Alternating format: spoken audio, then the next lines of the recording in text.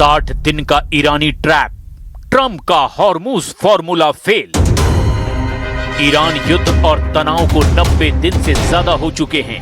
अभी तक ना तो पूरी तरह से जंग रुकी है और ना ही कोई शांति समझौता हुआ है। अमेरिकी मीडिया के दावों के मुताबिक कुछ ऐसी खबरें तेजी से वायरल हो रही हैं जो वाकई हर किसी को चौंका रही है।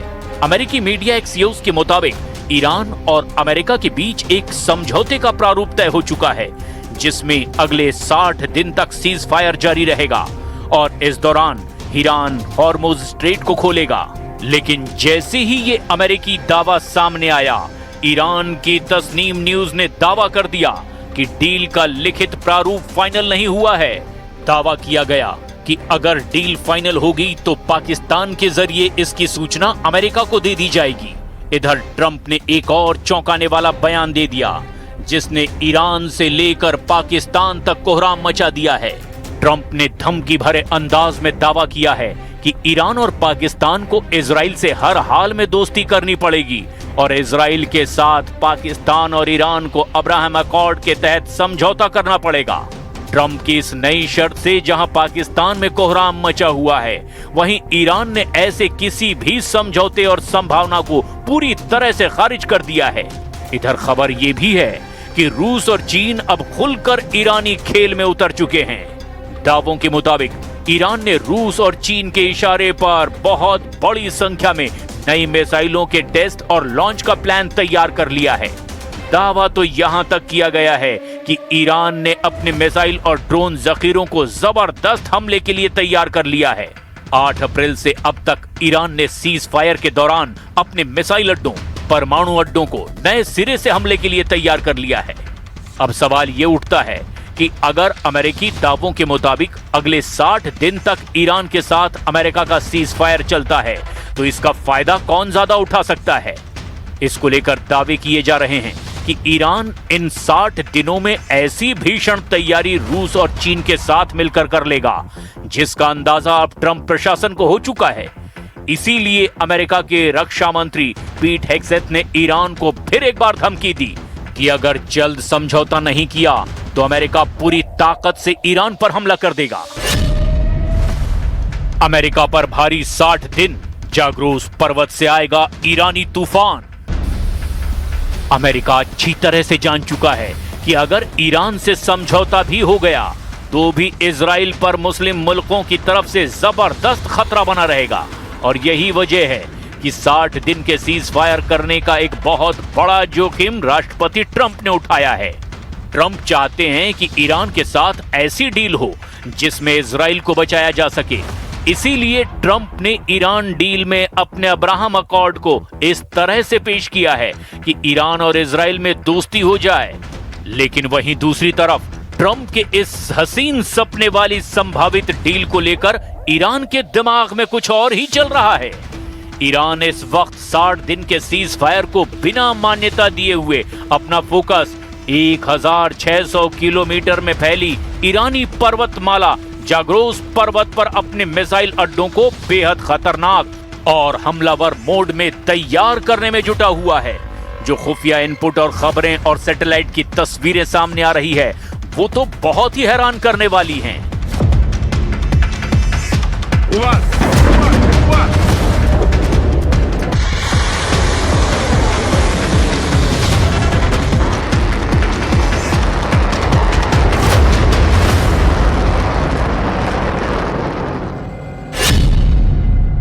अमेरिका पर भारी 60 दिन, जाग्रोस पर्वत से आएगा ईरानी तूफान। जाग्रोस पर्वत और उत्तर पश्चिम ईरान के पहाड़ी इलाकों में बने ईरानी मिसाइल अड्डों को लेकर पिछले 2-3 महीनों में सैटेलाइट तस्वीरों और OSINT यानी ओपन सोर्स इंटेलिजेंस की रिपोर्ट से कई बड़े खुलासे हुए हैं। इनमें से कई दावे स्वतंत्र विश्लेषकों, पश्चिमी मीडिया और रक्षा संस्थानों के आकलनों पर आधारित है। इसीलिए इन्हें पूरी तरह आधिकारिक पुष्टि नहीं माना जा सकता। लेकिन अगर उसके बावजूद ईरान के तेवरों को देखें तो साफ पता चलता है कि ईरान अब आर पार की जंग करने को तैयार है। अमेरिकी जासूसी उपग्रहों और प्लैनेट लैब्स की नई हाई रेजोल्यूशन तस्वीरों से ताजा विश्लेषण किया गया और ईरान की इस पहाड़ी किले बंदी को लेकर बेहद चौंकाने वाले खुलासे हुए हैं। विशालकाय अंडरग्राउंड मिसाइल सिटी का पता चला है। एस्फान से लगभग 85 किलोमीटर दक्षिण पश्चिम में जाग्रोस पर्वतमाला की चोटियों के नीचे 40 वर्ग किलोमीटर में फैला एक विशाल भूमिगत मिसाइल बेस डिटेक्ट हुआ है।